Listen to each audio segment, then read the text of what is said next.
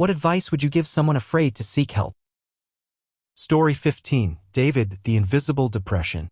David was always the dependable one. A devoted husband, a loving father, a respected teacher in his community. On the surface, his life looked perfect, a steady job, a beautiful home, and friends who admired him. But beneath that surface, David was sinking. He struggled with depression, but unlike the dramatic, tearful breakdowns people expect, his was quiet, invisible. He felt numb, tired, and disconnected not just from others but from himself. Some days he could barely get out of bed, others he forced a smile and went through the motions. He told no one. David believed that depression was a failure of willpower, a personal weakness. Men don't cry, he thought. I have to be strong for my family. So he swallowed the dark thoughts, the creeping hopelessness, and pushed on.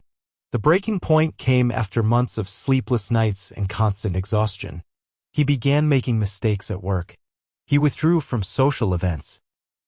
His wife noticed his quiet sadness but didn't know how to help him, and David couldn't bring himself to explain. One night, alone in the dark, David considered ending it all. The pain felt endless.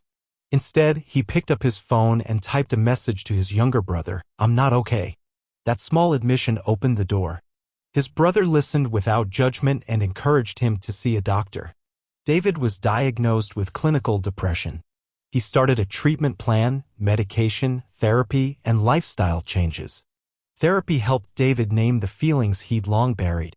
He learned that depression is an illness, not a character flaw. He began opening up to close friends and family who offered support instead of criticism. He also found relief in exercise, morning runs that cleared his mind and boosted his mood. Slowly, David rebuilt connections with his loved ones, accepting their help rather than pushing it away. Today, David still faces depression, but he no longer fights it alone or in silence. Coping strategies David used: professional diagnosis and treatment, therapy, and medication. Open communication with trusted family and friends. Regular physical exercise to improve mood. Education about mental health to reduce stigma. Acceptance of vulnerability as strength. What listeners can take away: depression doesn't always shout, sometimes it whispers in silence. If you're struggling quietly, know that you don't have to carry it alone. Reaching out isn't weakness, it's courage. There's help, there's hope, and there's a path back to feeling alive again.